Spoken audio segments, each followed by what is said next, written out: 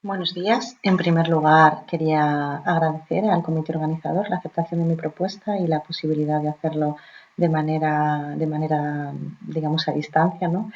Porque no me podía desplazar estos días.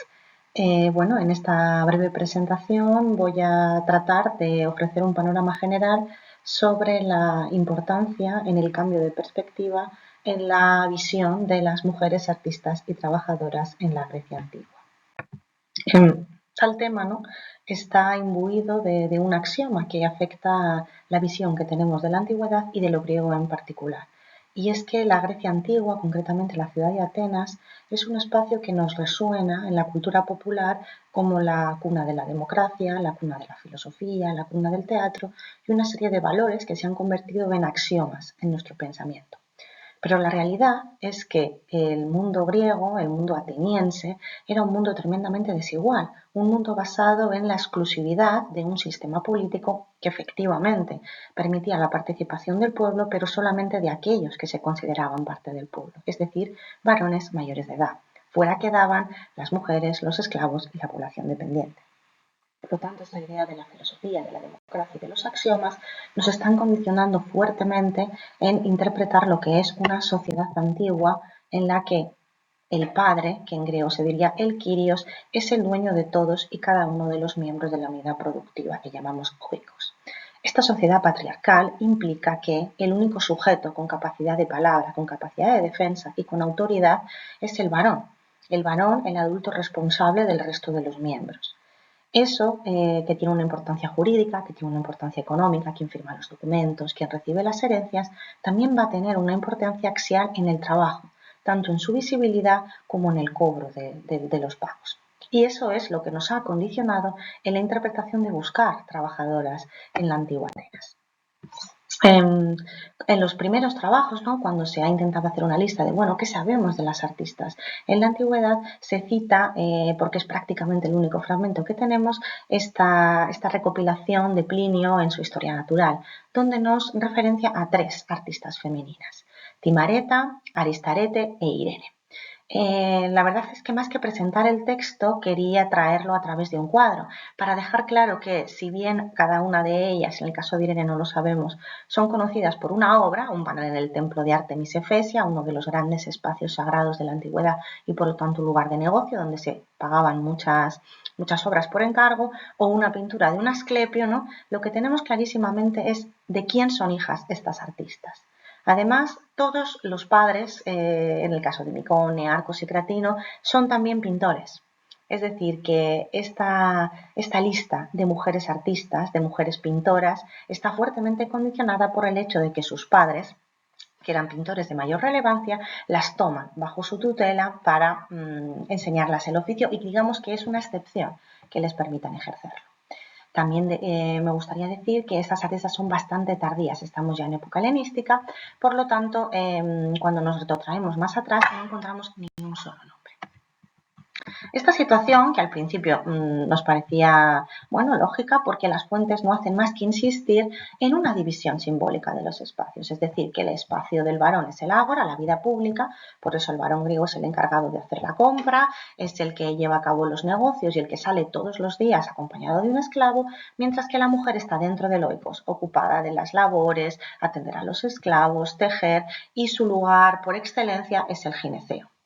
Esta teórica realidad que nos muestran las fuentes griegas sabemos que es una división simbólica, que adolece a la creencia de que la armonía dentro del matrimonio está basada en que cada uno de los esposos se ocupe de unos ámbitos de poder que les son propios y para los que ha sido educado. La obra que quizás nos da más referencias al respecto es El Económico de Jenofonte, que se trata de una obra de filosofía en el que, dentro de un diálogo, un varón cuenta cómo él ha moldeado a su esposa, pues se casó con ella cuando tenía apenas 14 años, cómo él ha enseñado las labores del hogar y cómo ella prácticamente no sabía nada, ¿no?, cuando llegó a su sitio. Esta obra, pese a lo tremendamente interesante que pueda resultar, no podemos nunca olvidar que es una obra de filosofía, es decir, está expresando un ideal ciudadano desde la visión de Jenofonte en este caso. La realidad es plural, la realidad es diferente y Jenofonte, como todos los filósofos de la antigüedad, parte de un estatus acomodado y está dirigiéndose a una élite ateniense cuando había otras muchas realidades dentro de esa misma polis. De hecho, es que esa visión clarísima, ¿no?, en el que las mujeres siempre están dentro de casa y no se dedican a las actividades y al trabajo habitual dentro de los negocios, cae por su propio peso. Todos los estudios sobre casas y sobre cómo se distribuían los espacios dentro de las casas griegas no han hecho más que incidir una y otra vez en la imposibilidad de este modelo. La mayor parte de las casas griegas, tanto de Atenas como de otros lugares, no se podían permitir tener un gineceo, es decir, una serie de estancias preparadas para las mujeres, simplemente porque la arqueología nos muestra que son demasiado pequeñas y que los espacios son mixtos, es decir, que se usan para diversas labores. Podía haber compartimentaciones, el patio es un elemento esencial para las actividades productivas y simplemente ese enclaustramiento no es viable para la mayor parte. Por lo tanto, estamos ante una construcción de la élite, que es la única que se puede permitir y que genera un discurso propio, en tanto que esa élite es la única que ha tenido la capacidad de escribir y de legarnos fuentes, estamos condicionadas por esa visión. Pero la realidad es otra. Y voy a comenzar desde la excepción para tejer una serie de pinceladas sobre cómo podemos ver cómo hay muchos tipos de mujeres dentro de Atenas, hay muchos tipos de trabajadoras que simplemente nos habían pasado desapercibidas por prestar demasiada atención a esas fuentes que vienen de la élite.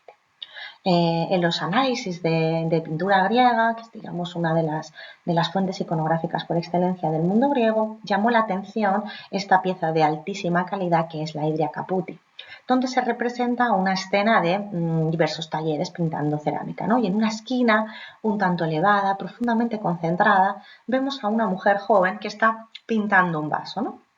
Esta fue la excepción, ¿no?, de la primera vez que nos planteamos que quizás podía haber en algunas circunstancias mujeres realizando tareas. Y la realidad es que, pese a la belleza que tenga y la fascinación que ha traído a lo largo de la historia, también es cierto que nos hemos visto un poco reducidos a la escena, que la hemos aislado en su contexto. La verdad es que viendo la Hydria Caputi en su contexto, ¿no?, en toda la representación iconográfica que hay, nos damos cuenta de que sí, que la esquina nos llama profundamente la atención con esa mujer, pero está representando a otros 3 varones que están pintando, ¿no? Y cada uno de ellos está siendo coronado, o bien por la diosa Atenea o por unas representaciones aladas, que pueden ser las victorias. Les están ofreciendo una corona, es decir, están resaltando la labor artística que está realizando, mientras que la mujer se queda en una esquina sin corona. La interpretación más interesante es la de Benit en 1988, quien propuso que estos talleres estuviesen haciendo referencia al concurso que competía por quién hacía las ánforas panatenaicas, que era un tipo de ánfora que se usaban en los Juegos Panateneos y que eran objeto de un concurso público. Tenemos una mujer pintando, pero no desde el artista representando el trabajo femenino y dándole un espacio, sino lanzando un mensaje muy propio de las atenienses. Y es que, aunque las mujeres podían estar en el espacio, aunque no se hablase demasiado de ellas, la calidad artística, la corona, el premio, el contrato, se lo iban a llevar los grupos de varones. Por eso esta pieza me parece fundamental en nuestro análisis, porque cuando la miramos bien, vemos cómo esa ideología nos va tapando, ¿no?, toda una realidad por motivos que no están relacionados con el trabajo en sí, sino con la percepción que tiene la sociedad de sí misma. La realidad es que tanto los estudios de las casas griegas como lo poco que vamos sabiendo cuando cribamos las fuentes, vemos que realmente las casas griegas son una unidad doméstica, pero también son espacios productivos. Es decir, que a las mujeres, además de ocuparse de las tareas de mantenimiento, de ir a por agua, de preparar los alimentos, procesamiento, cuidar a los niños, vigilar a los esclavos, también es un espacio destinado al negocio familiar. Y encontramos trazas del mismo. Encontramos restos en el patio, encontramos puertas que comunican con el negocio familiar. Por lo tanto, es lógico y la única solución en sociedades preindustriales donde todas las manos son productivas, pensar que tanto las mujeres como los individuos infantiles están permanentemente formando parte de este espacio productivo. De hecho, cuando rascamos un poco más, nos damos cuenta de que hay pequeños negocios en manos femeninas, que solamente los vemos en momentos de necesidad, en momentos en los que el varón ha sido eliminado por motivos bélicos, por motivos de enfermedades, y de repente nos aparecen mujeres. Eso nos permite pintar un panorama mucho más complejo, ¿no? En ese sentido, me gustaría destacar cómo este artículo de 2020 cambió el paradigma sobre cómo interpretar una pieza que hasta ese momento se había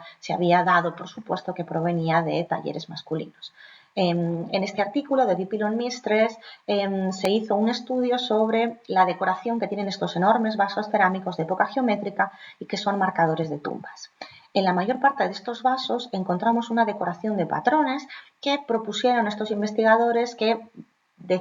se parecían mucho a los patrones de los tejidos. El hecho de que además estos vasos tengan poca movilidad, que tengan unos gustos regionales, les hizo pensar que eran hechos por mujeres y que es un aprendizaje de mujeres a mujeres y que estos vasos se usaban como elemento de dote.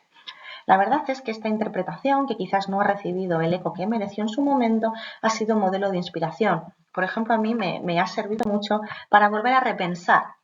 todas esas actividades que la filosofía nos contaba como propias de mujeres, ¿no? Como el caso del trabajo del telar. Se nos dice que las mujeres están permanentemente afanadas en el telar produciendo las telas de la familia, pero no estamos teniendo en cuenta que el telar es una medida de producción y también es un acto creativo que implica juegos de colores, diversas texturas y que ese tipo de productos se ponen en la venta en el mercado. El trabajo de Cora Dukevsky evidenció cómo, a pesar de que el tejido es relativamente frecuente en la iconografía ateniense, lo hace desde un punto de vista de la élite, es decir, que tenemos mujeres arregladas y vestidas con vestidos que son muy incómodos para trabajar, realizando las tareas más delicadas, hilando, y que no aparece, por ejemplo, alguien cargando la lana, sudando, porque esos no mostraban esa sublimación de la esposa perfecta que está esperando al marido. Tanto la iconografía, que nos está negando una parte de la historia, como nuestro propio sentido económico, porque cuando hemos colocado simbólicamente a las mujeres trabajando el telar y manteniendo su piel pálida, no nos hemos dado cuenta de que las telas son un objeto productivo, un objeto que se pone a la venta, y que las telas de lujo alcanzaban grandes precios en el mercado. De hecho, conservamos leyes como el Código de Cortina, que reconoce el derecho a las mujeres que se divorcian a llevarse la mitad de lo que hayan tejido dentro de su casa, por un motivo muy simple, y es que era algo que tenía valor intrínseco en sí. Si seguimos con este recorrido, no solamente si miramos dentro del Oikos, también si miramos fuera del mismo, encontramos una serie de trabajadoras que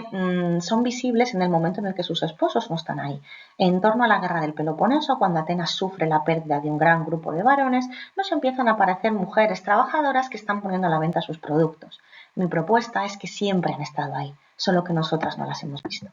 Encontramos trabajadoras de todo tipo. Voy a tratar las vendedoras de pan en primer lugar, porque nos aparecen además con un sesgo, ¿no?, profundo de que son gritonas, de que insultan, de que son agresivas, de que se enfadan, pero que estaban ahí físicamente y nadie les prohibía tener su puesto en el ágora o sus cestas donde estaban vendiendo y donde participan activamente en los conflictos que suceden en la ciudad. Lo mismo pasa con las trenzadoras de coronas, un producto que era efímero, ¿no?, y que nos aparece en multitud de fuentes porque se usaba para muchas cosas, desde una ofrenda votiva hasta coronar, ¿no?, a alguien que había premiado, también en las tumbas, y que se hacían con flores frescas. Este tipo de producción, que es muy sencilla, ¿no?, realmente requiere más maña que una inversión económica, y además todos los días hay que hacerlas frescas. Tenemos datos de mujeres, ¿no?, que se dedicaban a ello en tiempos de necesidad, ¿no?, cuando una mujer estaba en situación de riesgo, tenía que mantener a sus hijos, nos aparecen de repente en Atenas muchas de ellas. Esta brevísima, ¿no?, compilación de diferentes oficios y de la interpretación que ofrezco, lo que quiere llevar es a un punto mucho más general, y es que necesitamos volver a revisar todo el corpus, necesitamos volver a analizar la arqueología con estos ojos y con esta perspectiva de género, porque la realidad es que dentro de la democracia ateniense había muchas clases y el trabajo formaba parte de la vida diaria de la mayor parte de los oikoi. Por lo tanto, lo que hemos tenido hasta ahora es una quizá ceguera, ¿no?, en torno al tema, que merece ser revisada. Y sin más, les agradezco muchísimo la atención y muchas gracias.